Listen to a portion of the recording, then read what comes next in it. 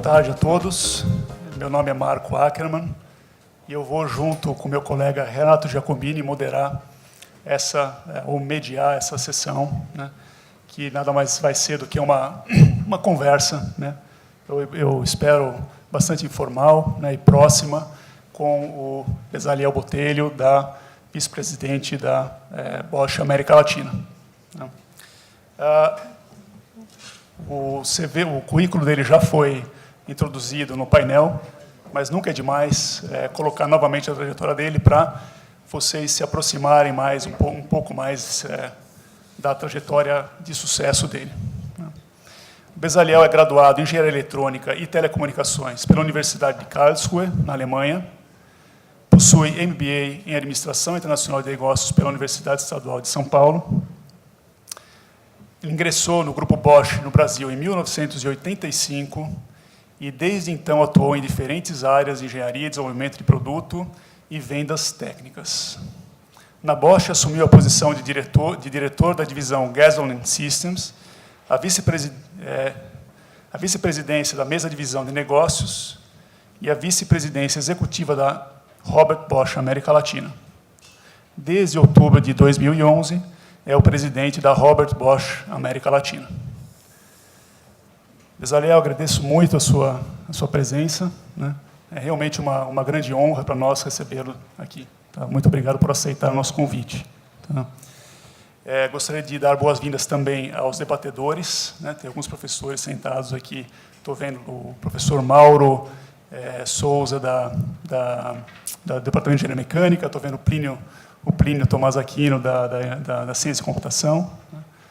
E temos alguns alunos também. Desculpe, você, tá? Eu sou de Engenharia de Materiais. Tá, muito obrigado. Seu nome, desculpe, seu nome é? É Rafael. Obrigado, Rafael. Tá. Eu vou começar aqui, para esquentar um pouco os motores, Bezaliel, falando um pouquinho sobre uma notícia que eu li há 2 semanas, numa reportagem da revista Exame, né, que, inclusive, falava sobre inovação, né. E um dado que me impactou bastante foi o fato de que, esse não era o que a reportagem fornecia de dados, né, o fato de que das 500 maiores empresas americanas listadas na revista Fortune, em 2000, apenas aproximadamente metade delas existem atualmente. É uma taxa de mortalidade, vamos dizer, de empresas bastante grande, que me chocou bastante. E essa mesma reportagem colocava que um dos principais motivos para isso é a dificuldade das empresas em se adaptar às inovações. Inclusive, eles colocaram o caso bastante tradicional da Kodak, né, que inventou a máquina digital e que acabou descartando a ideia e que, muito provavelmente, devido a isso, acabou falindo em 2000, se não me engano, né. Então, em vista disso, Bezaliel, a minha pergunta é como a Bosch, que é uma das gigantes, né, atualmente, vem se preparando para essas mudanças, né. Gostaria de perguntar também se há uma cultura de inovação dentro da empresa e como essa cultura permeia todas as áreas da empresa. É algo que nós estamos tentando fazer aqui na FE, gostaríamos muito de ouvir a sua opinião. Não, legal. Obrigado, pessoal. Bem formal agora, a parte formal já foi. É um prazer estar aqui, trocar um pouco com vocês experiência. Bom, talvez algumas informações rápidas da empresa. A Bosch é uma fundação. A Bosch tem 130 anos. O Robert Bosch era um visionário, um inovador, na época de 1800 e bolinha, foi estagiário do Thomas Edison, da lâmpada, quer dizer, um cara que já no início do século passado, ele já tinha estado na Argentina, no Chile. Gozado que ele veio para o Brasil depois. Ele foi primeiro desbravar a Argentina, Chile, criar a parte de vendas, né, o comércio dos seus produtos. Ele foi um grande inventor de tecnologias, né, o magneto, as velas de ignição, começou aí, depois ele inventou geladeira, sistemas de cooling, e por aí vai. Era um homem com muita visão empreendedora. E quando ele morreu, ele deixou a empresa de uma forma profissionalizada, não é uma empresa que está na Bolsa, ela é uma fundação, criou uma fundação, tem um grupo de 10 executivos que administram a empresa de uma forma muito contundente. Eu vou explicar um pouquinho para vocês. Os votos da empresa, o asset da empresa está na fundação, quer dizer, ninguém pode vender a empresa. Ele fez um bem bolado. Então, é uma empresa que não está na Bolsa.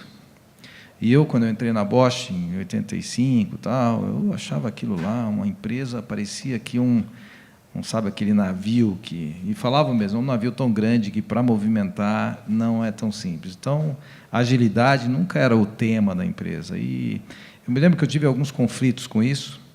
E quando veio a crise de 2008, que as bolsas quebraram, né? Lehman Brothers, eu fui entender o que era realmente estar numa empresa com uma visão continental de planejamento de longo prazo, uma empresa voltada à inovação. E ela foi também para o lado que não é da área do veicular, que 60% do nosso negócio está na área automotiva, e nós somos na área de bens de consumo. Então, linha branca, geladeira, fogão. Agora, você imagina, quando você fala de cidades inteligentes, prédios inteligentes, o que você pode ter de interligação entre cidades, linha branca, geladeira e tudo mais. Aí, se você vai para a parte de segurança, câmaras de alta resolução, de alta robustez. Nós temos uma produção enorme de câmeras, sensoriamento, intrusão, alarme. Então, ela entrou para esse ramo também. Ele diversificou bastante o portfólio de produto dele, e tudo isso tem inovação nessa área, que serão produtos importantes para o futuro. Ferramentas elétricas, que eu acho que vocês conhecem a Bosch como ferramentas elétricas também, furadeiras, etc. 100% dos equipamentos eletrônicos nossos, em 2020, terão um IP, estarão conectados na internet. Eu quero vender a ferramenta com um pacote de serviço. O cara não vai comprar só a furadeira para fazer um furo na parede, mas ele vai ter conectividade dessa furadeira com as lojas, se ele não tem a broca que ele precisa, onde ele vai comprar, se tem no estoque dele, se não tem, toda essa informação vai vir no pacote que ele vai comprar. Você tem ideia do que é conectividade, internet das coisas. Então, a Bosch está num processo de transformação, de sair de fornecedor de produtos para a indústria automobilística para soluções da mobilidade. Uma coisa diferente. Você pensa agora sistêmico, você traz soluções para a mobilidade, como eu trago soluções para a área da mineração, e assim por diante. Então, é uma empresa que não está na Bolsa, está pautada em inovação, todos os seus funcionários são treinados a pensar em inovação desde o momento que ele entra ali, e aí eu faço a discussão, O cara chega da universidade e entra na nossa empresa, primeiro a gente precisa dar um banho nele de inovação. Pelo menos era assim.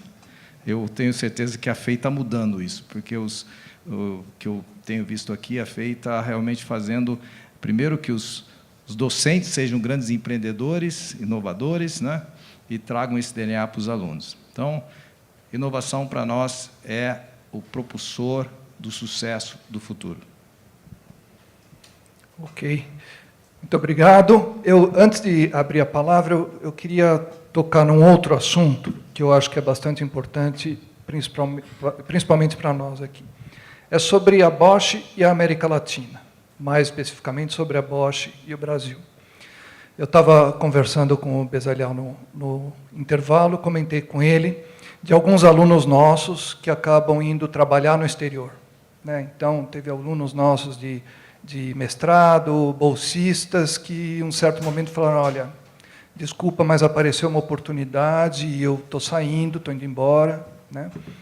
E, então, tem uma preocupação nossa com a perda de talentos do país.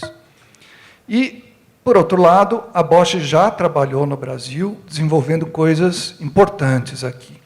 Então, teve uma época por exemplo, que a gente estava desenvolvendo a questão do combustível dos motores flex. Então, teve um investimento grande, teve uma engenharia nacional que se envolveu com isso, né?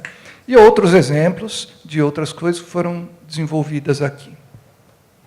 Há pouco, antes do intervalo, o Bezerel comentou da questão do álcool, da transição para o veículo elétrico, e de como o caso brasileiro é um caso especial, um caso específico, que a gente pode aproveitar o momento, né? Então, eu queria que você comentasse um pouquinho sobre isso, sobre como é que é esse percurso e o que a Bosch tem para oferecer em termos de oportunidade para os alunos. Bom, eu costumo ser bem pragmático. Acho que vocês são alunos da universidade e são alunos globais. Então, hoje vocês pegam um avião, estão em Harvard, estão em qualquer lugar do mundo, vendo o que tem de tecnologia, etc. E eu estava dizendo para ele, cabe ao Estado, ao país, dar condições para os alunos, os estudantes, os acadêmicos ficarem aqui e viajam, aprendem, mas voltam e fazem com que o país prospere. Eu formei com 18 anos, eu também fui para a Alemanha tentar a vida numa época de ditadura, mercado fechado, onde a gente ia para lá para comprar disco, né? Para comprar as bolachas do Rolling Stones, etc., porque aqui não existia isso, era proibido a importação disso. Então, eu vivi numa época difícil e, quando eu fui para lá, eu tinha certeza que eu vou aprender, mas eu vou voltar para o meu país, que eu quero colocar em prática o que eu aprendi e eu quero voltar para o meu país. Eu acho que essa relação do jovem com o país é muito importante. Vocês, estudantes, têm que ter essa relação e acreditar, porque aqui é o ambiente nosso, é a nossa vida aqui. É muito legal lá fora, mas quando você quer fazer família, montar família, viver, e o Estado tem que proporcionar isso que é importante para você ficar aqui. Infelizmente, nós estamos num ups and downs que vocês, jovens, eles ficam com vontade de ir embora, falam, eu quero ir embora desse país porque esse país está muito difícil. Acreditem no país, porque vale a pena acreditar nele. Acho que nós somos realmente a grande bola da vez nessa visão de 30 anos. Bom, isso eu achei que era importante dizer. A Bosch, na América Latina, eu tenho mais ou menos 500 engenheiros fazendo pesquisa e desenvolvimento aqui, dos mais diversos. Esse número nunca caiu. Eu sempre mantive, porque a gente fala que o meu futuro é inovação, eu não posso destruir aquilo que eu posso inovar. Então, quando a gente teve a era do combustível, vamos começar lá atrás, a era da injeção eletrônica no Brasil. Eu sou da época que se usava carburador, né? Não existia injeção eletrônica no Brasil. Então, eu fui para a Alemanha, pela Bosch, voltei, com o objetivo de fazer transferência de know-how e implantar a injeção eletrônica no Brasil. Nós fizemos o primeiro carro com injeção eletrônica no Brasil, o Gol GTI lá atrás, tal. Depois a gente começou a ver o espaço do etanol, começamos a fazer trabalhos com flex e tudo mais. Então, sempre tem espaço. Então, se você coloca a engenharia para trabalhar, você cria as oportunidades de negócio. Então, eu acho que a Bosch tem uma visão muito pragmática de manter a sua engenharia para fazer diferença no Brasil. Vou dar um exemplo. Eu criei, há uns 3 anos atrás, um grupo de inovação. A gente não tinha um grupo de inovação específico para pensar fora da caixa. A gente tinha inovação, desenvolvimento em cima dos produtos que a gente desenvolve. Então, material novo, proetanol, seja um levantador de vidro com uma característica de vibração diferente, seja um sistema de freio com material ABC. Então, sempre focado no produto. Eu criei um grupo de inovação. E esse grupo de inovação, eu peguei um psicólogo, peguei um data science, peguei uma turminha que pensava diferente, tirei eles fora da empresa, coloquei eles num clube, falei, está aqui uma grana, vocês montam o ambiente de vocês. Eles criaram um ambiente deles de startup, e a primeira vez que eu fui lá, tive que olhar, falei, o cara tinha uma luva de boxe pendurada, tinha uns ambientes assim, uns sofás, um ambiente totalmente diferente do que a turma estava acostumada. Falei, mas é isso mesmo. E aí deixei eles brincarem lá 1 ano, eles ficaram brincando, e trouxeram várias ideias, trouxeram umas ideias para fazer isso, fazer aquilo. Então, naquela época, a gente estava naquela ideia de pensar in-out, né? Quer dizer, nós criamos alguma coisa nova, porque startup, os caras inventando app, e eu falei, olha, tenta inventar algo que seja específico, demandado pelo nosso país. Porque logo eles vieram com, vamos fazer um app assim, para pagar passagem, pagar teatro, via celular, pagar balada via celular, vinha umas ideias que eles tinham. Eu falava, olha, pensa um pouco fora da caixa, né? Aí eu falei assim, o que o Brasil tem que o resto do mundo não tem? Aí começamos a avaliar em todos os modais, não é? E o Brasil é o número 1 em exportação de carne. Tem 210 milhões de cabeça de gado. Tem um gado para cada habitante. Uma cabeça de gado, eu falei assim, pô, não sabia disso. Aí eu brinquei com eu quero $1 por cada cabeça de gado. Vai pensar desta forma. E esse grupo, há 2 anos atrás, começou a trabalhar nisso. E nós lançamos, há 3 meses atrás, aqui no Jockey Club, com todos os fazendeiros do Brasil, uma tecnologia revolucionária, onde a gente mede, comentei agora há pouco, o gado sem pôr a mão nele. Essa turma ficou de madrugada nas fazendas, foram fazer pesquisa nas fazendas, entender o comportamento do gado, foram fazer pesquisa na Exal, foram conversar com as universidades, etc., e, de repente, desenvolveram alguma tecnologia que ninguém estava preocupado. E é uma tecnologia que eu vou exportar, vou para a Argentina, vou para os Estados Unidos, vou para qualquer lugar com essa tecnologia. Não é? Então, inovação, ela, no Brasil, é uma grande oportunidade. Você precisa criar um ambiente e vocês precisam pensar naquilo que... Não adianta ficar pensando naquilo que Paulo Alto pensa, porque é muito difícil você achar o pulo do gato diferente do que eles estão procurando, porque a gente tem muito dinheiro envolvido, e às vezes o recurso é pequeno, mas você pode criar uma inovação diferente. Então, a Bosch pensa no Brasil desta forma. Vamos fazer inovação e criar algo que demande a região. Se olhar para o agronegócio, é uma loucura. Eu vou dar um exemplo para vocês. Eu estava vendo o cara cortar aço numa fábrica, chapa de aço, com jato d'água.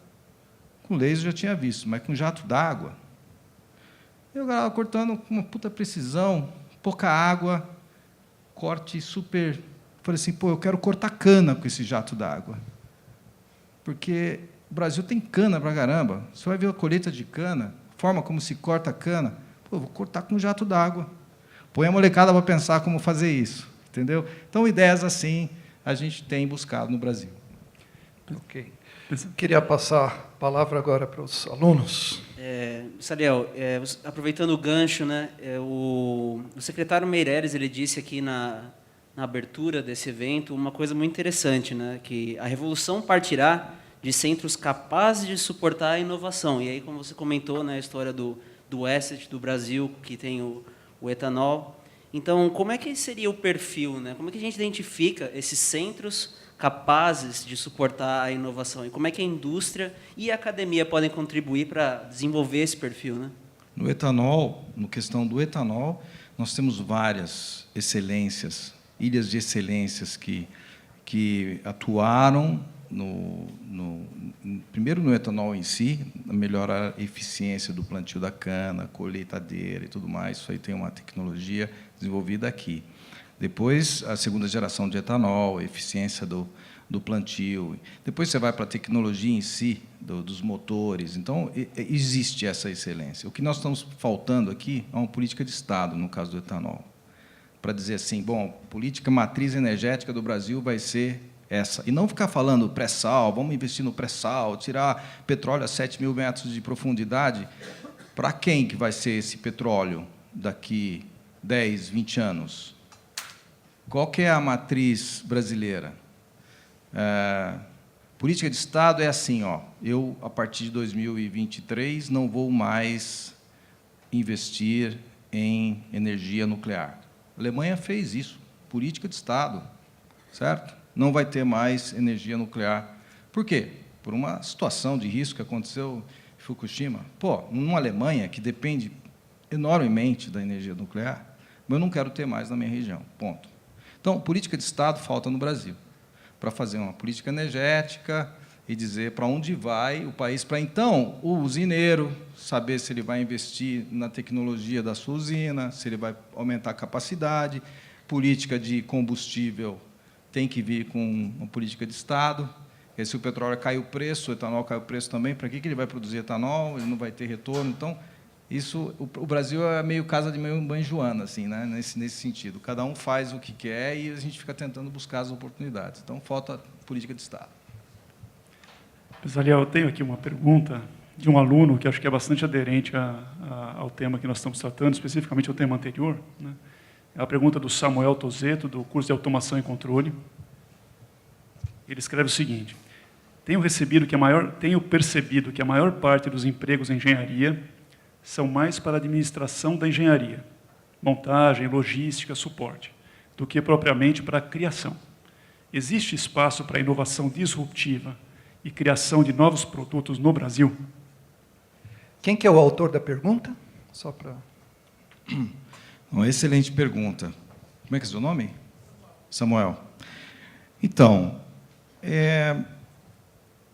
claro que o Brasil ele sempre foi um copiador de tecnologia, né? A gente copiava, tinha uma coisa lá, para que eu vou inventar a roda? Se o Brasil não... faltava tudo, né? Então, vou dar o exemplo, tinha a injeção eletrônica bombando lá fora e a gente andava de carburador. Bom, o que eu vou tirar o carburador e vou colocar a injeção eletrônica? O que eu faço? Eu copio. Certo? Eu copio, trago, adapto. A gente chamou, eu inventei a palavra de tropicalização. Isso foi lá nos 1900, 1800, 1900, isso, ele bolinha. Eu falei, nós vamos tropicalizar, que o alemão não entendia. Isso pegou. Tudo agora se tropicaliza, porque eu falei, não vamos tropicalizar, vamos trazer para os trópicos, por quê? Uma injeção eletrônica aqui no Brasil, a gente tem negócio de altura, a gente tem o sal, a gente tem a mistura do etanol junto com a gasolina, então eu tenho que tropicalizar. Então, o bico injetor que você vende aí na Europa não funciona aqui. A bomba de combustível não funciona aqui. Então, eu tenho que desenvolver materiais novos, então, eu tenho que tropicalizar a tecnologia. E, para isso, a gente fez muita engenharia de tropicalização, de desenvolvimento de materiais novos, não é? E fizemos isso junto com as universidades. Estava comentando aqui, quando a gente resolveu fazer bomba de combustível em tanque, você coloca a bomba de combustível dentro do tanque, certo? Hoje, gasolina é assim, porque você não tem relação estequiométrica que possa criar qualquer risco de explosão. Aí eu falei, pô, mas e no etanol? Ninguém sabia. Então, a gente foi com a universidade e começamos a explodir tanque. Vamos fazer teste aí, porque precisamos saber em que condição que pode existir algum risco de eu estar rodando com uma bomba dentro do tanque e ela explodir. Isso é engenharia, isso é pesquisa, desenvolvimento. Não é? Miscibilidade do combustível. Posso misturar álcool com gasolina? Pô, mas álcool tem água. A água não mistura com gasolina. Como é que o carro vai se comportar na hora que eu tiver separação de fases, não é? Na mistura? E a gente discutindo milésimos de emissões de CO2, HC, NOx. Como é que... Então, pesquisa. Vamos fazer pesquisa de miscibilidade. Então, tem espaço para se desenvolver. Tecnologias disruptivas, eu vou dizer uma coisa para você. Existem pouquíssimas no mundo que vão surgir. O que existe é a combinação de padrões. Dizem, a Universidade de St. Gallen, na Suíça, fala que tem 54 padrões, e que você faz, você cria modelos de negócio e você cria condições, inovações para fazer algo diferente com modelos de negócio. Explico. Vou fazer uma pergunta para vocês. Se eu tirar a minha meia do pé agora e falar assim, bom, vamos inovar em cima de uma meia, certo? Falar, que ideias você daria para uma meia? Vamos fazer uma coisa diferente. Uma meia, vamos fazer diferente. Aí podem surgir várias ideias. Você faz uma meia de lã, você muda o material. Você faz uma cor, faz uma psicodélica, cheia de cor, põe lá para vender, vai ter atratividade, porque fala, essa meia é legal, vou comprar. Mas meio é um negócio tão antigo, tão simples, que você fala, você nunca vai ganhar dinheiro com meia.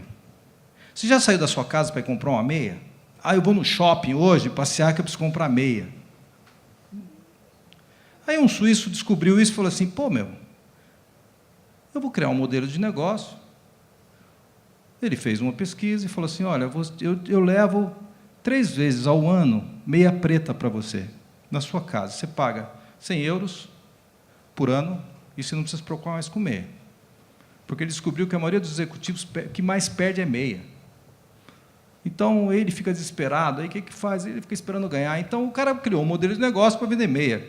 Isso é disruptivo? Não. O cara fatura mais de 100 milhões de euros vendendo meia. Não é? Então, disruptivo dificilmente vai ter. O que vai ter é muito combinação de padrões. Nespresso está aí para mostrar o exemplo, e tem vários. Então, é você criar padrões. Quando eu inventamos essa inovação no gado, peso, medir peso, balança, tudo isso. Eu juntei padrões, fiz um modelo de negócio, Big Data, transmito na nuvem, e o fazendeiro recebe a informação. O gado X faz uma semana que não está comendo, não está engordando, tira ele. Ele aperta um botão, na próxima vez que ele passa na balança, ele recebe um jato de tinta amarelo. O fazendeiro, o peão sabe, tira o bicho que esse está doente. Ele está comendo o meu gado, no meu pasto confinado, e está jogando dinheiro fora, porque ele não engorda, ele está doente, tira, manda o veterinário. Eu melhoro a eficiência do sistema de engorda de um animal, que tem um único objetivo, que é entrar no hotel, né, que eu chamo esse hotel, essas coisas de confinado, faz o check-in, engorda 90 dias, depois vai para o batedor. Essa é a função, só que ganho de carne, ganho de peso, isso é importante para o cara, para ganhar dinheiro. Então, exemplos assim. Disruptivo não tem muito, o que tem é combinações de padrões e modelos de negócio. Obrigado, Bezaliel. Eu tenho uma outra pergunta interessante também, já vou colocar, tenho várias aqui aparecendo, então estou selecionando algumas, depois eu vou passar, talvez algumas eu vou ter que passar depois, né, da discussão aqui. Vou ser mais breve agora nos meus comentários. Empolgado aqui. Não, por favor, continue assim, acho que está bem interessante, né? Eu tenho uma pergunta aqui do Arthur Massencini, da Engenharia Mecânica. Ele se refere ao painel anterior. Foi dito no painel anterior que há uma grande distinção nas pretensões da indústria e do meio acadêmico. Pois qual é o esforço da Bosch no direcionamento dos estudos e trabalhos acadêmicos dos estudantes, trainees e estagiários para que esses ajudem no desenvolvimento da empresa? E eu já coloco aqui uma pergunta em relação ao distanciamento que foi colocado, né? Que acho que o professor João Fernando colocou, né, o distanciamento da academia em relação aos pain points e assim por diante. Como é que você vê isso, Bezaliel? Como é que a gente pode resolver essa questão e aproximar a academia da indústria, né, que parece ser bastante importante aí? Essa é uma boa pergunta. A Bosch ela se preocupa muito em ter proximidade com as universidades. Temos parcerias com várias universidades. Nós temos lá cerca de 500 estagiários na Bosch. O nosso público é mais ou menos 8.500 no Brasil. Então, tem 500 estagiários, com uma rotatividade enorme, porque programa de estágio, sabe como é? 6 meses, tal, tem que trocar. Então, e eles geralmente atuam, e eu faço um programa especial, dou prêmio para a inovação dentro do que os estagiários fazem, estagiário do ano, tal. Então, a gente promove bastante. Então, se vocês quiserem se inscrever lá, tem um programa de estágio constante, muito legal. E eles participam de todas as inovações, de todas as discussões, porque eu acho que é isso. E muitos, depois, são contratados. Se você tem um mercado aquecido, você pega uma pessoa que já está lá, aprendeu, e vira e mexe, a gente aproveita essa mão de obra. O que eu aprendi é que a geração atual é uma geração diferente da minha, bem diferente da minha, no que diz respeito à relação, como se fala, a relação com a empresa, né? Eu estou há 32 anos na Bosch, estou no ativo fixo lá na empresa. Agora, eu me lembro que, quando eu tinha 10 anos de empresa, a moda falou, pô, no máximo a gente fica 5 anos na empresa, 10 anos, tem que mudar, não pode ficar na mesma empresa. Eu fiquei incomodado com isso, quase saí da empresa. Vou destruir minha carreira. Só que a empresa dá tanta oportunidade, você vê meu currículo, eu fui engenharia, fui vendedor, fui qualidade, produção. Se dá tanta oportunidade para você se deslocar nos seus conhecimentos, eu sou engenheiro eletrônico, telecomunicações. Aí depois você vai para a área comercial, você vai para a administração, então você aprende um monte de coisa. Então, não é uma empresa que você está limitado. Então, minha preocupação sempre foi com os nossos acadêmicos, os nossos estudantes, os nossos estagiários, para que percebam essa grandeza que é trabalhar numa empresa que é muito diversificada. Você pode fazer qualquer coisa na nossa empresa, porque todos os produtos são muito grandes, são muito diversificados. Então, eu acho que a Bosch tem essa percepção e cria ambiente. Eu tinha lá a entrada da nossa fábrica, do nosso prédio, quase as pessoas não apareciam lá. Até te contar um pouquinho a história antes. Quando eu entrei lá, tinha uma entrada principal da empresa que eu nunca tinha entrado por lá. Sempre entrava pelo fundo, pegava o elevador, subia e tal. E aí eu me tornei gerente. Aí falaram que gerente pode entrar pela porta da frente. Aí eu entrei pela porta da frente. Estou falando aqui, 80 e bolinha, há muito tempo atrás. Aí eu falei, pô, mas que negócio estranho, né? Aí eu fui entrar pela porta da frente, aí o cara de segurança falou, aqui por aqui você não pode entrar. Eu falei, não posso entrar, mas... Não, você tem que entrar lá por baixo e tal. Eu falei, que achei aquele estranho. Não, aqui são só diretores que podem entrar por aqui. Aí eu falei, puxa vida, aí, como eu sou, né, numa próxima reunião que eu tive lá de diretoria, e eles estavam discutindo sobre vestir a camisa da empresa, identificação com a empresa, e não sei o quê. Eu falei assim, meus amigos, se eu não posso entrar pela porta da frente, como é que vocês querem que eu tenha qualquer comprometimento com essa empresa? E eu fui o cara que mudei isso. Não é? Então, na nossa entrada, hoje, eu criei um ambiente, que é o Connect Café, né? Ali onde o pessoal vai, você leva o seu celular, você tem internet, você tem um café, você cria um ambiente saudável, porque é isso que essa nova geração quer. Né? Então, tem muito a ver com transformação. Né? Deixa eu complementar a pergunta. Sobre o que a nova geração quer também é ter essa coisa da internacionalização mais próxima, né?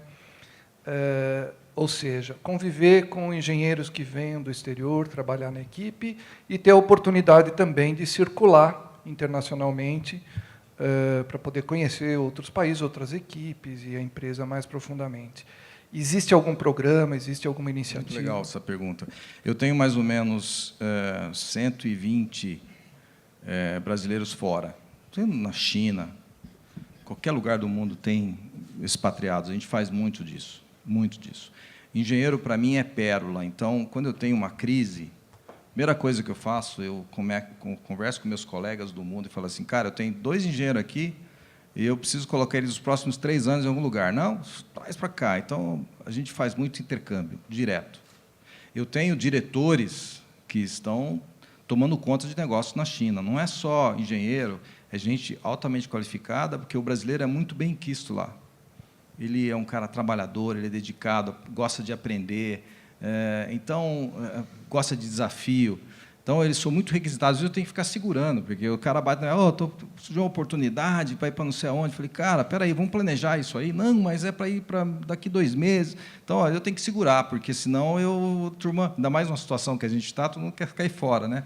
Mas a política da empresa é essa, realmente de expatriar. Recebo muitos alemães aqui, muitos alemães vêm para cá, a gente troca muita experiência, muito know-how, porque não adianta para inventar roda toda hora, então a gente traz muitos estrangeiros, não só alemães, japoneses, americanos, é bem diversificado. O pessoal precisa começar a estudar alemão, então, tá? Não precisa, inglês é o suficiente. Né? Melhor ainda. Mandarim é bom.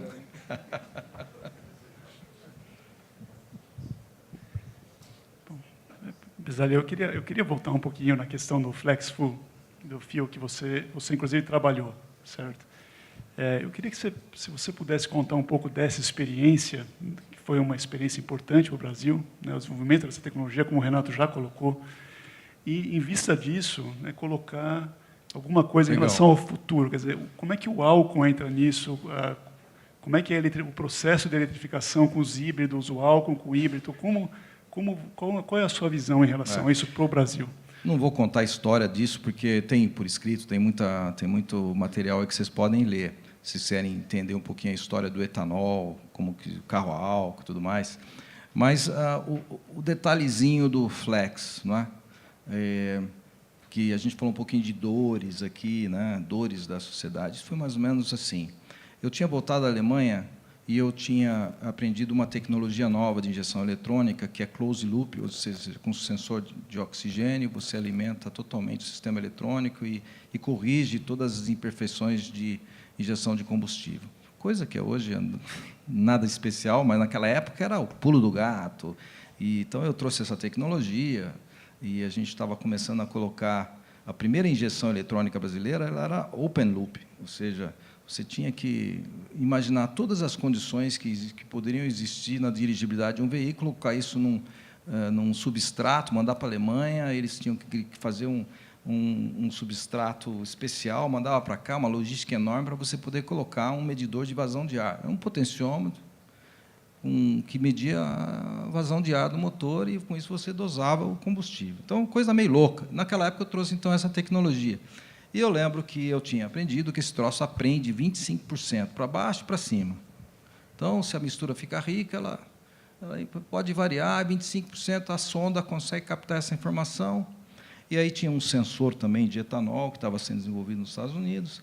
E aí eu estava vendo televisão, numa época em que o etanol ficou escasso. O governo primeiro falou, tudo agora é etanol, carro a álcool, porque gasolina é muito cara. Não deixava a gente andar domingo com carro, porque era proibido andar domingo com carro, porque não tinha. O Brasil dependia 70% da importação de petróleo. Naquela época, o Brasil estava numa pendura total.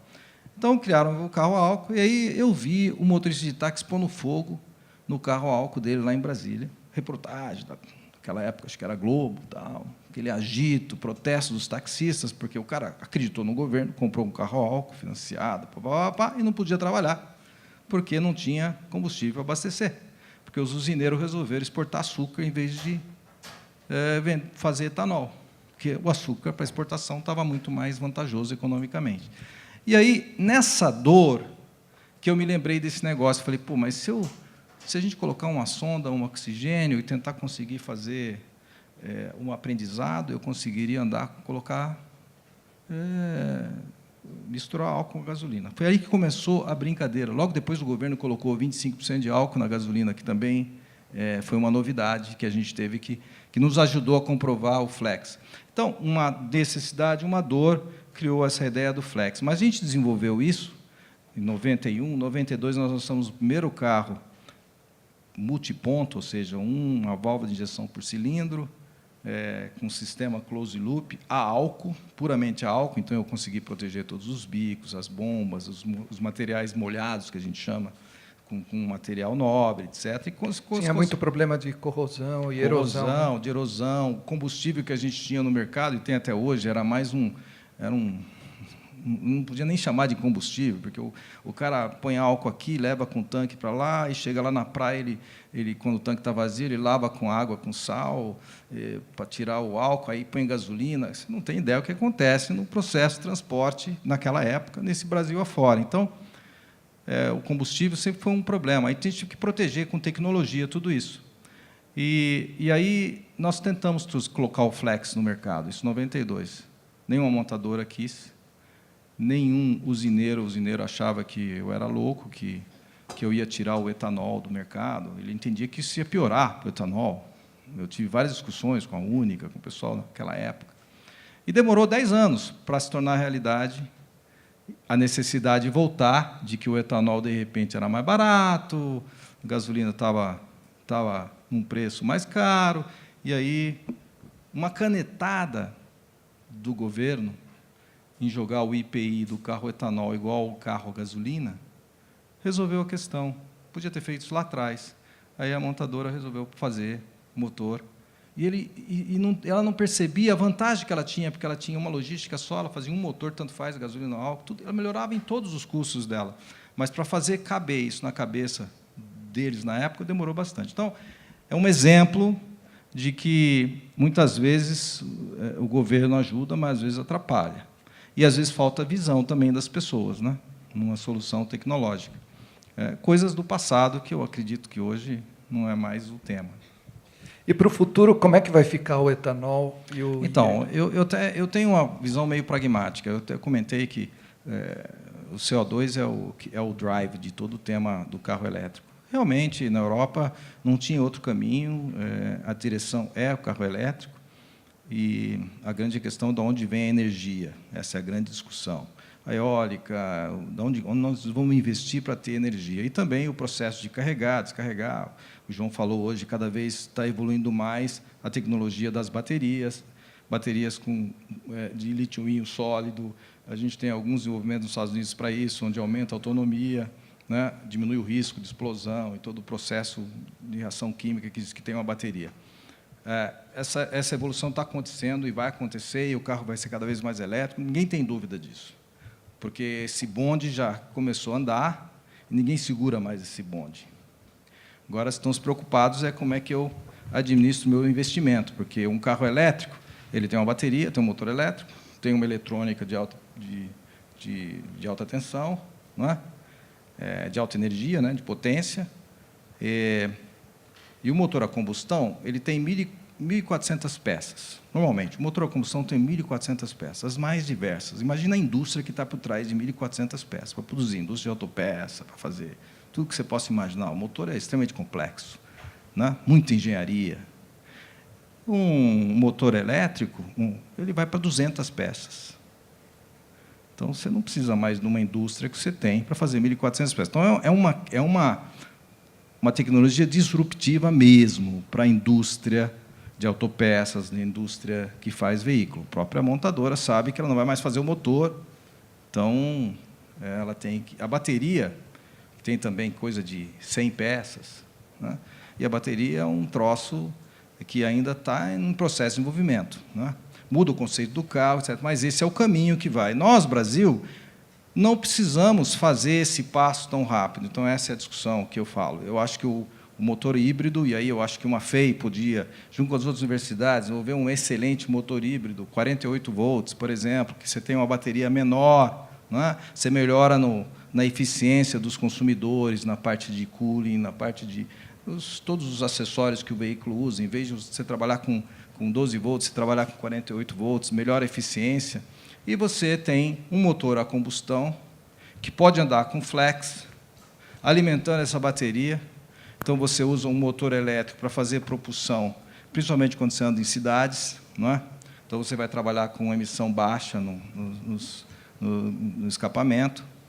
E eu acho que é uma combinação muito interessante para o Brasil, para manter o etanol. E aí, se o governo define uma política assim, aí eu vou investir em etanol de segunda geração, eu vou investir em materiais, eu vou fazer a eficiência do motor a combustão, etanol e gasolina mais próximo. Eu estou fazendo um trabalho de pesquisa, inclusive com alunos de universidade, da relação de compressão variável.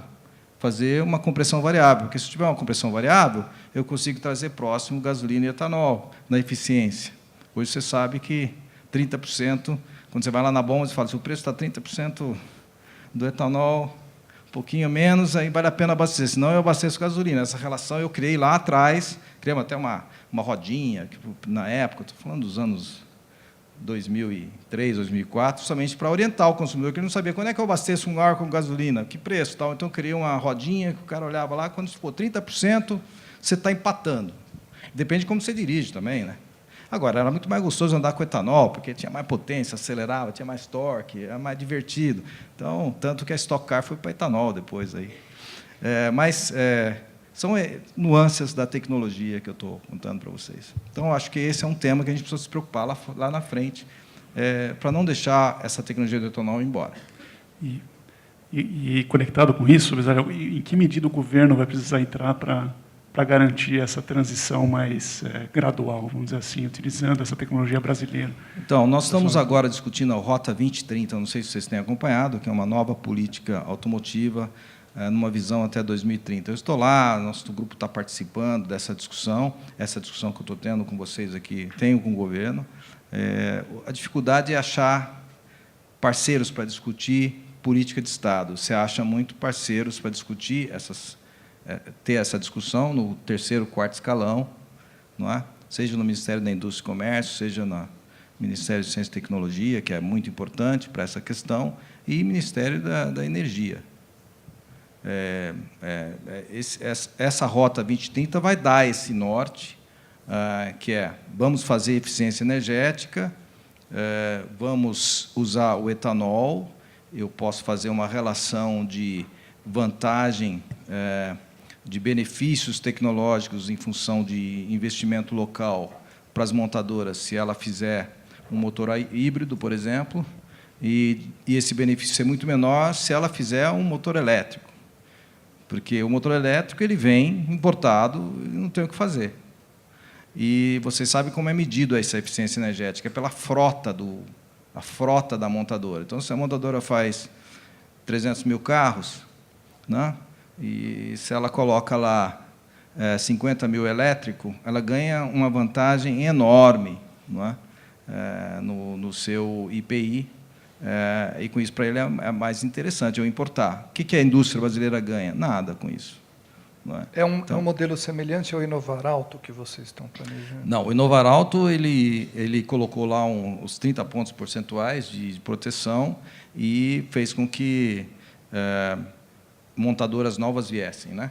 Então vieram um monte de gente montar fábrica aí, mas isso não trouxe nenhum alento a mais, nenhuma produção a mais para as autopeças, nem de tecnologia. Foi muito mais uma proteção para quem já estava aqui e obrigar quem não está a montar fábrica. Por isso que veio aqui todos esses novos players montando fábrica, até Mercedes, BMW e tudo mais. O novo programa ele tira isso, os 30 pontos percentuais não existem mais. O que existe é uma parte disso, um incentivo para desenvolver coisas locais, desenvolver cadeia de fornecedor. Se você atinge leis de emissões, você consegue fazer mais para a eficiência energética, você recebe um certo dinheiro do governo para fazer pesquisa, desenvolvimento, etc. Então, isso é muito bem-vindo. Isso está bem conectado com a pergunta do aluno João Guilherme Rocha Poço, do Departamento de Engenharia Química. Ele pergunta o seguinte: as empresas dependem do governo para inovar, como foi dito no bloco anterior?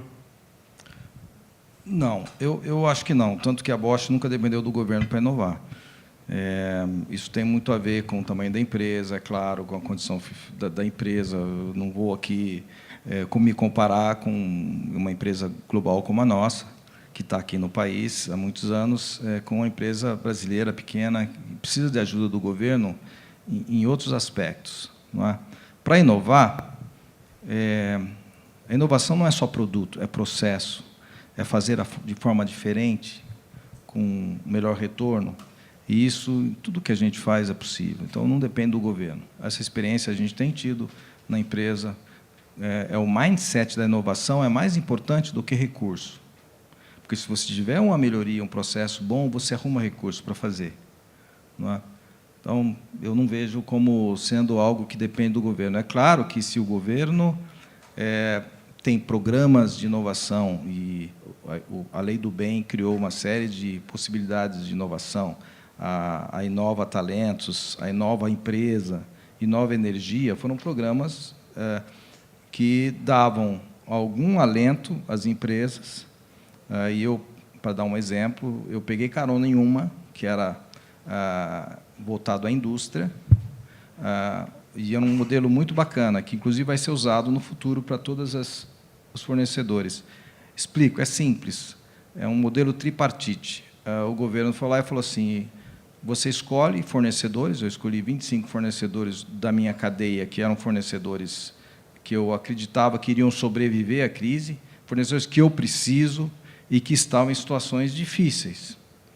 Então, eu peguei esses 25 fornecedores, sentei com os CEOs de cada um, falei: você tem um compromisso de fazer um programa comigo, que vai ser o seguinte: eu vou trabalhar 2 anos te ensinando a fazer Lean, eu vou com o meu pessoal técnico, vou fazer Lean na sua produção, seu processo produtivo. O governo, através do Instituto do IEL e do Bright, vão inserir na sua empresa, vão fazer gestão financeira, gestão de management, né? E tudo que você ganhar, veja bem, tudo que você ganhar nesse processo é teu. Não quero nem um tostão, nem o governo quer. Depois de 2 anos, desses 25 fornecedores, 20 fecharam o curso, fecharam o ciclo. Eu tive média de 73% de ganho de produtividade. São fornecedores que depois fizeram uma rodada de negócio, lá no CNI, eu estava presente. Eu trouxe Nestlé, Embraer, uma série de outras empresas como potenciais clientes desses fornecedores. Este programa, o governo gostou tanto, porque ele tem uma certa isoneidade e faz com que a cadeia de fornecimento tenha uma oportunidade de se melhorar. Se quiser, tem a oportunidade de melhorar o seu processo produtivo. Claro que eu ganho alguma coisa, claro que eu ganho. Esse fornecedor ele é sólido, ele consegue me fornecer, me dá produtividade, né, nos meus novos negócios que eu negocio com ele, e eu não tenho que ficar preocupado se ele vai falir da noite para o dia, e eu vou ter que pegar ferramental daqui, ferramental dali, parar a produção, etc. Então, eu ganho com isso. Indiretamente, eu ganho bastante. E o governo ganha porque está criando um grupo de fornecedores mais sustentável. Esse programa vai ser aplicado para toda a indústria. Esse é o plano, o mesmo modelo para toda a indústria nesse programa Rota 2030.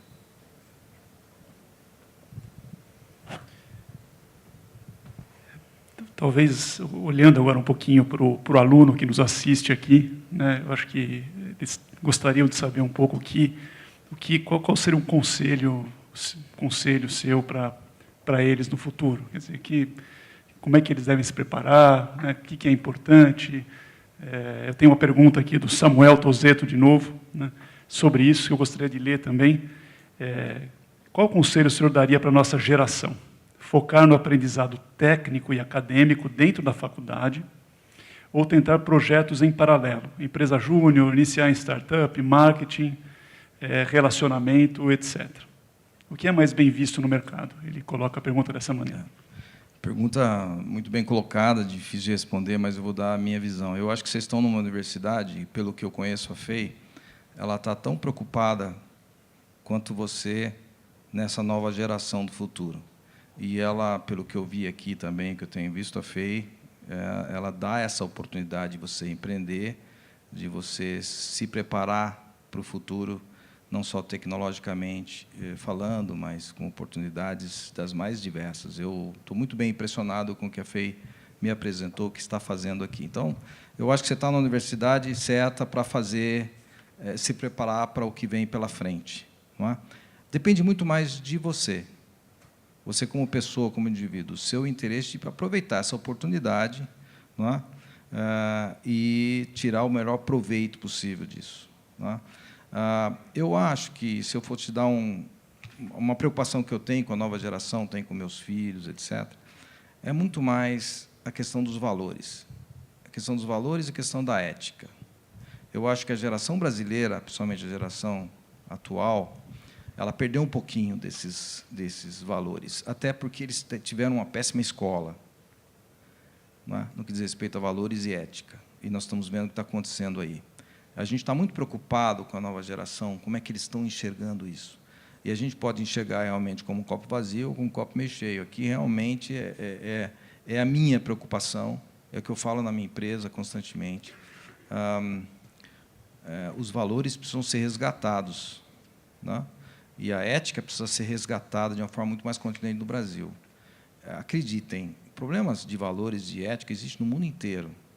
Aqui tem países até pior, sei lá o quê, mas não interessa. O Brasil está numa situação onde a gente perdeu muita credibilidade de fora para dentro, por causa dos problemas que estão acontecendo. Então, a minha mensagem aqui para o jovem é você realmente pensar nisso. Não abra mão da ética e dos valores, não é? Das pequenas coisas que você faz. Faça sempre questionando a ética e os valores. Não é? Não só quando você está na universidade, mas quando você vai para o barzinho, quando você vai para a praia, quando você vai para qualquer lugar. O seu comportamento dita o seu valor e a sua ética. Eu acho que isso que nós precisamos mudar. Infelizmente, nós estamos num viés meio contrário. Agora já ferrou mesmo, o cara rouba, eu também roubo, entendeu? E aí, o que acontece? O sistema de controle aumenta cada vez mais, né? Cada vez mais, cada vez mais.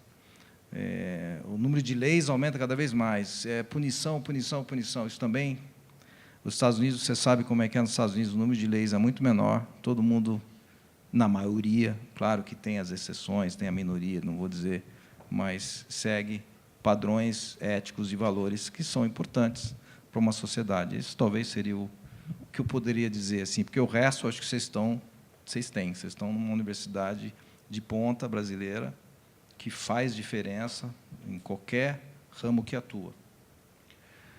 Queria lembrar que vocês estão ouvindo isso, não apenas dos professores, dos nossos jesuítas, né? Vocês estão ouvindo de um homem muito bem-sucedido, tá? Presidente de uma empresa importante. Né? Quer dizer, isso faz, essa questão de postura faz diferença na carreira, né? No futuro de vocês. Acho que isso é bem importante a gente ouvir de quem vem essa mensagem. Né? Pessoal, eu queria abrir um pouco para os debatedores, né? Tem um conjunto de professores que fui convidado para fazer algumas perguntas. Acho que talvez não venha pelo papelzinho. Se tiverem perguntas, por favor, levantem. Ou qualquer pessoa também, talvez seja melhor, realmente, né? Eu vou até aí e passo o microfone para vocês. Tá? Alô? Então, falando ainda sobre a questão de ir no Brasil... Bruna, doutoranda do curso de isso. Engenharia Elétrica. Isso. Falando, então, o senhor apresentou como uma das megas tendências, talvez não para 2050, mas antes mesmo disso, a questão dos veículos autônomos, né? Então, eu fiquei assim com um pouco de dúvida, porque, para mim, eu imagino que deve ser bastante diferente implementar uma questão de inovação como essa na mobilidade em países como a Alemanha e no Brasil. Não somente por questões de infraestrutura de pistas, segurança, tudo mais, mas por uma questão de escala mesmo. O Brasil é imenso. Então, eu queria saber qual que seria, na sua opinião, o maior desafio que nós temos relacionado a essas particularidades que temos aqui no Brasil, relacionado à questão da mobilidade. Não, isso você tem toda a razão. Assim, a gente pensa, daqui a pouco o Brasil vai ter carro autônomo. Vai demorar muito para ter carro autônomo. Você viu aqueles níveis, né? Nível 1, 2, 3, 4, 5. A gente classifica isso mundialmente. Nós estamos aí no nível 3 mundialmente falando. O Brasil já tem alguns carros importados no nível 3. Vou te dar um exemplo. Você está na pista, na Bandeirantes, certo? E você liga o sistema assistido, você quer mudar de faixa, ele te avisa, ele te assegura a direção. Você se manter na faixa. Entendeu? É uma direção autônoma assistiva. De certa forma, eu já andei na Alemanha sem as mãos. Eu estou na Autobahn lá, porque ele me corrige e mantém na faixa. Vou dar um exemplo. É assistida, tem quem cuida. Então, essas tecnologias do autônomo, o autônomo não é o carro que eu sempre falo, o carro vai ser a sala de estar no futuro, porque você vai ficar sentado, jornal, você nem sabe para onde que ele está indo. É como sentar no trem, né? Senta no trem hoje, ele vai te levar de A para B, você está preocupado. No avião é a mesma coisa. Vai ser o carro, teoricamente, esse é o conceito, né? Onde você vai usar o teu tempo de transporte para outras coisas.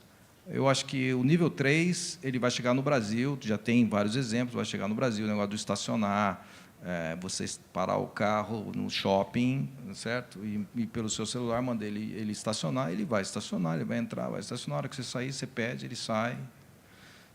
Tem radares, ele está totalmente seguro, ele vem, você entra no seu carro, vai embora. Você chega na sua garagem de casa com compras, certo? Você para o carro na frente da porta da sua casa, né, tira as coisas e ele vai sozinho e para na garagem. Essas coisas vai acontecer. Esse é o autônomo funcional, nível 3, nível 4, vai acontecer rápido, na minha opinião. Já temos vários estacionamentos de shopping lá fora, com essa preposição já para esse ano e para o ano que vem, vários projetos. Não sei se eu respondi a tua pergunta. E quanto vai demorar isso para os níveis mais elevados de autonomia serem atingidos? Acho que é uma questão... Já se tem alguma perspectiva em relação a isso?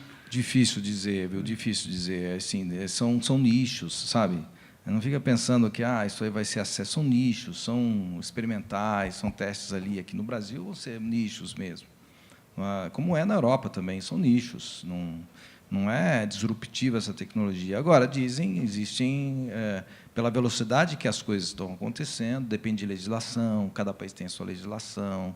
Você vê, a Tesla teve problemas lá com o autônomo nos Estados Unidos, porque o sistema não via um certo ângulo do caminhão branco, não sei o quê, e teve um acidente, teve uma morte, legislação, quem que é culpado, blá, blá. Então, essa discussão vai ser intensa. Em países maduros, decentes, vamos dizer assim, organizados, onde é mais fácil você instalar essa tecnologia, e em países onde a coisa... Então, a arte vai ser... O grande desafio é fazer a tecnologia dominar o caos. O carro domina o caos, entendeu? Independente de onde ele está, ele sabe, ele tem um sistema de aprendizado muito forte, por isso que eu falei da inteligência artificial, machine learning. Ele já vai entender o ambiente, vai aprender muito rápido, em frações de milissegundos, ele consegue se corrigir, e, com isso, ele anda no caos, né? A gente vê, às vezes, tem já vários brinquedinhos que fazem isso, né, que andam fazendo lá sem bater e tal. Tem os drones aí mostrando que pode andar em qualquer lugar. Então, essas tecnologias vão entrar no carro de uma forma pragmática, só que demora um pouco. Não é uma coisa que vem da noite para o dia. Temos mais uma pergunta ali, depois o professor Plínio, que queria fazer também. Meu nome é Gabriel, eu faço curso de administração aqui na FEI. E quando a gente fala da cidade inteligente, tem toda a questão que foi trabalhada sobre smart, internet das coisas, indústria 4.0, mas também tem a questão da ecologia e da sustentabilidade. E eu queria saber como que as empresas grandes, empresas que já estão consolidadas no mercado, agora com viés mais administrativo, empresas grandes já consolidadas no mercado, podem trabalhar essa questão da inovação, essa questão da mudança da cultura organizacional, da mudança da exigência das pessoas, dos clientes, no aspecto da cadeia de valor e no aspecto de trabalhar essa imagem dentro da sociedade de uma cidade inteligente que, em 2050, parte do princípio que vai ser um pouco diferente do que a gente tem hoje. Se eu entendi a sua pergunta mais no sentido ambiental, Mas a questão de geração de valor, de agregar valor ao produto dentro da cadeia de valor, trabalhando essa imagem da empresa que é consolidada, tradicional, mas que vai precisar atender outras questões, outras demandas, na questão ambiental também, dentro de uma cidade inteligente em 2050. Sem dúvida, uma pergunta importante. Quer dizer, as grandes corporações precisam ter uma responsabilidade social muito grande. Quando a gente fala de responsabilidade social, não é somente ajudar uma creche, que a gente tem essa visão. Não, é muito mais. É com a sociedade, uma responsabilidade ambiental. Te dou um exemplo. Nós definimos métricas para a nossa produção na redução do CO2. Tá? Bem restritas, bem firmes as metas. Então, eu tenho que fazer com que todo mundo que trabalha numa produção, no processo produtivo, saiba que ele precisa fazer gestão dos recursos de uma forma que emita menos CO2. Como é que você faz isso? É com tecnologia, é discutindo, porque isso faz um tema bem ambiente. Como é que eu resolvo o problema da água? E aí você começa a usar tecnologia, energia solar, uma série de coisas para reduzir CO2. Você tem que discutir isso com a sua corporação, conscientização de que a tecnologia precisa, dentro dos seus portões, né, dentro da sua empresa, também fazer o seu papel, né, no que diz respeito ao meio ambiente. E, é claro, todas as normas que existem, OSHA, ISO, a gente tem que atender, e existem regras internacionais para isso. Eu acho que esse não é o problema. As tecnologias novas, elas são tecnologias mais limpas, são tecnologias que vão trazer bem. E o grande drive, que eu disse no meu insight, é a redução do CO2, é a energia mais limpa, é fazer aumentar a produtividade. E eu queria até fazer um parênteses. Assim, a gente fala muito que o Brasil, vocês devem ter lido aí, o Brasil piorou no ranking de produtividade, né? Caiu sua produtividade, 82º andar, debaixo da Bolívia. Eu acho que até eu estava num grupo de empresários da CNI, e eles estavam apresentando esses números, que absurdo, pô, mas governo. Eu falei, olha, realmente, a minha produtividade na minha empresa aumentou violentamente nesses últimos anos. Eu não tenho esse problema de produtividade. Vocês têm? Não, não tem. Sabe por que o teu ranking caiu? Porque se colocou a composição governo dentro dessa análise de ranking. É claro que se eu venho para cá e vejo essa ponte, eu fico no condicionamento 1h30, e vejo esse elevado aí que está anos sem construir, isso entra na conta.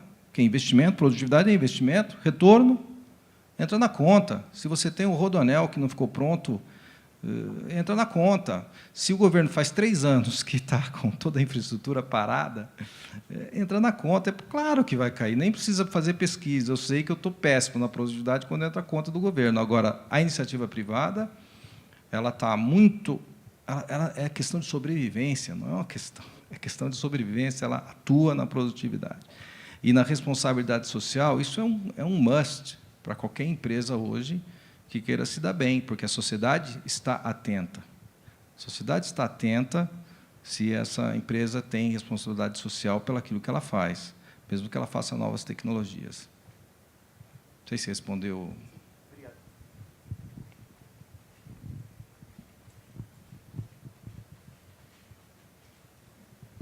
Obrigado. Bem, meu nome é Plínio, da Computação. Eu tenho uma pergunta. Eu tenho acompanhado alguns resultados de pesquisa da Bosch quanto à robótica na agricultura. E eu queria saber um pouquinho de qual que é a estratégia, né, da Bosch América Latina quanto a essa colaboração, visto que a gente tem campos, né, e cenários de teste e evolução, né? E, consequentemente, se há uma relação aqui na América Latina, qual a sua visão para o profissional de robótica, né, com essa especialidade, lógico, agregando áreas correlatas, mecânica, eletrônica, inteligência artificial e etc. Muito bom, boa pergunta. O segmento do agronegócio se tornou para nós, aqui no Brasil, muito importante. Eu estou tentando defender, dentro da minha corporação mundial, que o Brasil seja o centro de competência para desenvolvimento de tecnologias do agronegócio. Como lhe disse, com esse meu grupo de inovação, que eu tenho feito análise de dores, a gente tem uma série de startups que a gente criou dentro da própria empresa, com soluções que passam por robotização, automação no campo, colheitadeiras inteligentes, não é? Sistemas de plantio com muito mais precisão, onde você usa eletrônica, onde você usa semeadeiras inteligentes para colocar semente na posição onde você quer colocar, né? Você faz o furo, você coloca a semente com a distância correta, porque a ineficiência no plantio é muito grande no Brasil, porque você não tem esse tipo de controle. Então, por aí você vê, a hora que eu vou olhar sistema de plantio de soja, de grão, eu tenho uma oportunidade enorme de usar tecnologia e robotização para melhorar a eficiência. Controles orientativos para colheita, né? Também, através de várias informações de Big Data, a digitalização da área do agronegócio é o grande boom para nós brasileiros. Ninguém está olhando isso. Quer dizer, para você, ninguém está olhando porque nós temos o efeito escala. O Brasil tem efeito escala enorme no plantio de soja, por exemplo. Então, qualquer ideia que eu tenha nisso, eu escalo muito rápido. E eu tenho vamos dizer, os lugares para testar isso, né? Quando eu fiz esse negócio do gado, um fazendeiro falou assim, vamos lá testar na minha fazenda. Ele tem 100 mil cabeças. Então, eu me diverti lá, aprendi tudo. Né? Não entendia nada de gado. Hoje eu entendia de gente, agora eu entendo de gado também. Então, o agronegócio, eu acho que e a Bosch tem feito muita pesquisa na área, por exemplo, na Alemanha, aspargo, né? Plantar aspargo, colher aspargo, melhor eficiência, ostras, criação de ostras, tem toda uma tecnologia de internet das coisas para criação de ostras, é um negócio louco, mas os caras estão desenvolvendo. No Japão, plantio horizontal, vertical, hidratação das folhas. Então, tem muita coisa para fazer. Eu acho que essa é uma coisa que a universidade brasileira faz pouco. Não sei, eu ouço pouco. Eu sei das grandes empresas que estão no agronegócio, né, tradicionais, fertilizantes, etc., que fazem pesquisa. Eu acho que a universidade pode fazer muita coisa aí, usando a robotização. Tem espaço. A gente vê como um grande negócio. Eu sou um grande incentivador do agronegócio, na tecnologia. Eu queria fazer uma proposta agora. Nós estamos já com o tempo adiantado e o nosso convidado passou por uma maratona hoje, né? Quer dizer, que a gente agradece muito, porque é um tempo muito precioso, muito importante para nós. Mas eu queria fazer uma sugestão de você fazer para os nossos alunos aqui da primeira fila alguma pergunta sobre algo da formação deles ou alguma coisa que eles possam te dar de informação assim, sobre a visão deles, né? Bom, assim, bate-pronto, uma pergunta para os alunos.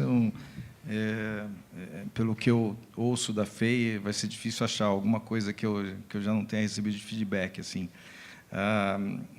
Uma das coisas que eu aprendi que a FEI está fazendo é colocar o empreendedorismo como um DNA de ensino da universidade. É isso que eu aprendi. Então, a minha pergunta talvez vá nesse caminho. se está tendo aderência a isso, e como é que vocês... Porque me falaram assim, o professor de matemática vai ensinar matemática agora de forma diferente, ele vai ensinar incentivando o empreendedorismo para o aluno que está ouvindo a matemática. Na minha época, por exemplo, eu tinha que estudar by the book, né? Cartilha, decoreba dos números, etc., e era isso aí, né? E na prova a gente ficava decorando as coisas para ir lá, tinha negócio de assertividade. Quer dizer, realmente, empreendedorismo no aprender não tinha. Deu o exemplo da matemática, mas você vai pegar qualquer matéria. E eu acho que essa ideia da FEI de trazer o DNA do empreendedorismo dentro das matérias, etc., partindo até pelos próprios professores, pelo que eu entendi, eu acho isso uma grande sacada. Poucos fazem isso, eu acho que é uma grande sacada. Então, a minha pergunta é mais nesse sentido. Se alguém quiser responder, me dá uma visão. Nem sei se chegou já lá, eu sei que vocês estão no processo de, não é uma coisa que já aconteceu, mas estão no processo de, mas só ver de vocês a opinião sobre isso. Oi, meu nome é Thiago, e como Samuel, a gente fez parte da Junior FEI, e é uma empresa que ela é muito voltada para essa área do empreendedorismo. E dentro dela também teve um outro membro, que chama Rodrigo, que ele saiu com uma visão muito grande dessa ideia de empreendedorismo, e ele também abriu aqui na própria faculdade um grupo para conversar sobre empreendedorismo. Então, acho que é uma vertente que está ficando cada vez mais forte aqui dentro, e a gente está começando a entender que ter uma visão empreendedora, ter uma visão de que eu não quero ser apenas o funcionário, eu quero fazer uma diferença, eu quero ser não o dono da empresa, mas eu quero poder lidar com pessoas de maneira diferente. Eu acho que isso é super importante, até mesmo nas matérias, como matemática. A gente começa a entender que não basta só saber a matéria. Você tem que entender tudo aquilo. Para que você está aprendendo aquilo? Então, acho que isso é uma ideia que está bem forte. Eu, como participei da Junior FEI, também eu acho que realmente a faculdade percebeu isso, e os próprios alunos, que eu também acho importante, eles estão tomando iniciativa em fazer isso. Porque às vezes a faculdade pode ter um interesse e nenhum aluno participar. Que nem esse congresso poderia ter uma participação mínima, só que quase todos os auditórios estão lotados, e eu acho que isso é importante também. Os alunos perceberam a importância disso. Legal, então é isso aí. Eu sei que a FEI sempre foi muito forte. Eu fui presidente da SAE muito tempo, uns 4 anos, e eu acompanhava as competições aí do Minibaja, da Fórmula, e eu via sempre o pioneirismo e da FEI. Então, parabéns. Que bom saber que a coisa está num bom caminho. Eu queria complementar um pouco do que o Thiago falou, né? No meu caso, estou no último semestre, e até no último semestre nós estamos, né, sempre voltados para a indústria. Inclusive, meu TCC, eu cheguei para o meu orientador e falei, olha, eu quero procurar um problema prático. Eu preciso de um problema, e com o meu TCC eu quero resolver esse problema. Então, desde do primeiro ciclo e até o 10º, e mostrando coisas também além extracurriculares, como o Junior FEI, como esse congresso, a gente está sempre voltado para a parte de empreendedorismo, né? Só outra coisa também, eu entrei na Junior FEI no 2º semestre, então fiz o processo no 1º semestre já. Samuel também, ele participou, eu lembro, quando ele entrou, eu estava lá, ele entrou no comecinho. Então, é interessante que as pessoas estão entrando na faculdade pensando nisso. Logo no 1º semestre elas estão tentando, e tem pessoas em semestres mais avançados que também estão tentando, como é o caso. Só isso. Eu acho engraçado, é uma coisa que se repete com frequência aqui, né? É que eu vim de fora da FEI, quer dizer, eu não me formei aqui, né? Vim de fora, mas eu observei desde o começo. Tá? A gente aqui na FEI, a gente tem muito orgulho do que a gente faz, né? Então, perguntar para qualquer um de nós, lógico, com todos os problemas que a gente tem, com os defeitos que a instituição tem ainda, né, com que a gente tenta melhorar, mas a gente tem bastante orgulho. Cometer isso de perguntar o que acha sobre a instituição vai receber uma resposta dessa. Na verdade, essa coisa do empreendedorismo e da inovação, ela está ainda... Existe a Junior FEI, existem algumas iniciativas de alguns professores, mas ela está sendo implantada ainda, né? Então, tem uma coisa muito assim, todos os professores passaram por um treinamento, por um curso, né? Isso está para ser implantado ainda nas disciplinas. Claro, isso já deve ter mudado alguma coisa esse semestre, né? Porque muda a forma de pensar do professor, né? Mas a gente imagina que as consequências maiores ainda estão para vir no futuro, né? Eu queria propor da gente voltar às perguntas, não sei o que você acha, Marco. Eu só queria complementar, eu acho que é importante colocar também que tem uma componente curricular, né? Nós estamos discutindo a reforma curricular, que deve ser colocada em prática em curto prazo, né? Nós esperamos, e a nossa ideia é que a cultura de inovação permeie esse novo currículo. Acho que é interessante colocar isso, né? Então, com disciplinas integradoras, por exemplo, com disciplinas específicas na área de inovação, né? Essas são as ideias que estão surgindo em todos os novos... E que nós, a mecânica e a elétrica, vão trabalhar forte nessa coisa da tração elétrica, né, Marco? Exatamente, né? Então, estamos abertos a essa aproximação com a indústria, né? Realmente gostaríamos que isso funcionasse, né? Então, nossas portas estão abertas para isso, né? Eu queria propor uma última pergunta da audiência e depois, então, passar a palavra para as considerações finais do Bezalel.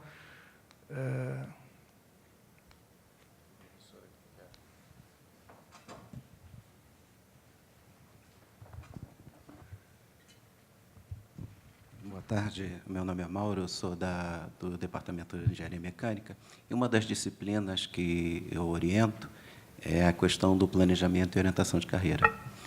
E nós falamos bastante aqui de inovação, de empreendedorismo, acho que a sua pergunta, a última, veio bem a calhar, porque uma das preocupações dos alunos, quando estão se formando, é como preparar um currículo e como participar de processos seletivos mostrando suas habilidades, seus conhecimentos e as suas competências. A minha pergunta é, até que ponto hoje a Bosch, nos seus processos seletivos, vê como um diferencial termos alunos com conhecimentos e habilidades voltadas à inovação e o empreendedorismo. Isso hoje, nas universidades, ainda é incipiente. E as próprias organizações, o que eu observo é que elas não cuidam disso no processo seletivo, é mais quando esse novo talento já está admitido. E aí, sim, ele passa para uma formação. Até que ponto nós, como universidade, podemos fortalecer, nós estamos com a nossa plataforma, mas também deixar claro no processo seletivo esse diferencial. Bom, para a Bosch isso é extremamente importante. Eu vou dar um pouquinho o testemunho meu, pessoal. Eu acho que fazer a diferença... Primeiro que a concorrência é enorme, né? Então, vocês estão inseridos num mercado concorrente. Então, fazer a diferença, ter o diferencial é sempre importante. Qualquer diferencial que você tenha, te coloca na ponta. E se você tem o diferencial do empreendedorismo, da inovação, isso te dá um expoente melhor. E a empresa, claro, nós queremos os melhores, a gente quer buscar os melhores, mas não é os melhores técnicos, são as melhores pessoas, não é? O relacionamento interpessoal conta muito. A pessoa entender de gente conta muito. Valores conta muito. Às vezes não é aquilo que o cara tem que aprender, ser o bam-bam-bam da técnica que ele faz, e esse é o diferencial dele. Às vezes o diferencial está em detalhes que está muito mais voltado ao comportamento, à atitude. Por isso, na minha carreira, eu sempre me planejei, sempre falar onde eu quero chegar daqui 5 anos. Sempre foi assim. Sempre fazer meu plano de 5 anos. O que eu quero fazer daqui 5 anos? Não é em questão de carreira, é uma questão de aprendizado. Né? O que eu preciso? Quais que são meus gaps? Isso é uma decisão do aluno, é uma decisão da pessoa. E quando você dá de frente com uma pessoa assim, numa entrevista, numa conversa, mesmo num currículo, você vê o diferencial. Então, eu acho que talvez seria uma observação que eu faria. É claro que, hoje, certas competências são um must, não é? Falei assim, precisa aprender alemão? Não precisa aprender alemão para vir trabalhar na Bosch. Mas você precisa falar inglês, você precisa ter uma boa língua, porque você tem que ter uma língua global. E inglês é o global. Não é? Nós temos vários lá, pessoas de alto nível que não falam alemão, falam inglês. porque nossas reuniões são em inglês e tudo mais, quando é internacional.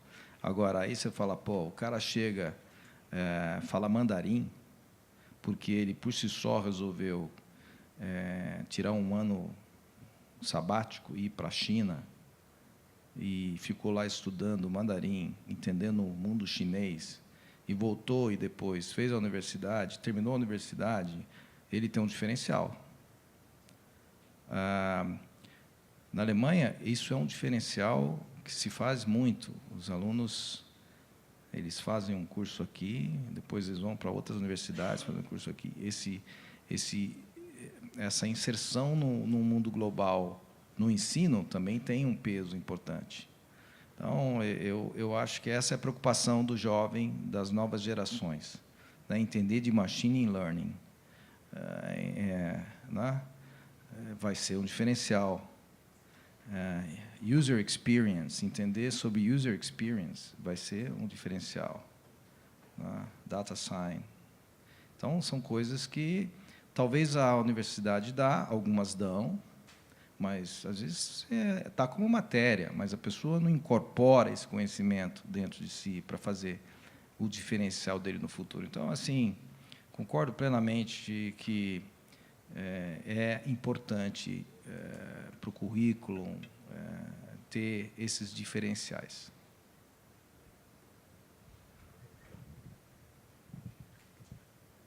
Bom, eu acho que já... Posso fechar isso?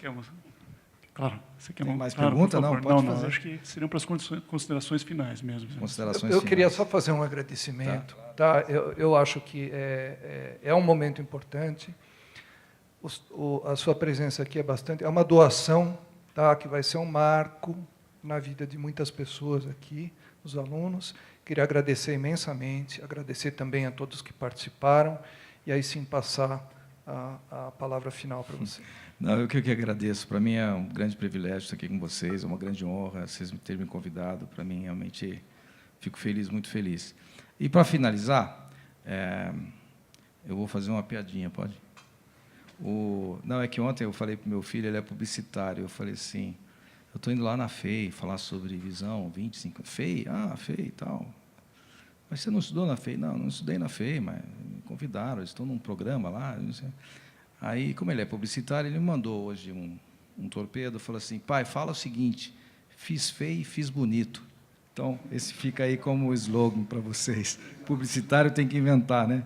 Fiz feio e fiz bonito. Então, estou terminando aí. Parabéns a vocês pela universidade que vocês têm e o tempo de vocês aí com a gente, tá bom? Muito obrigado.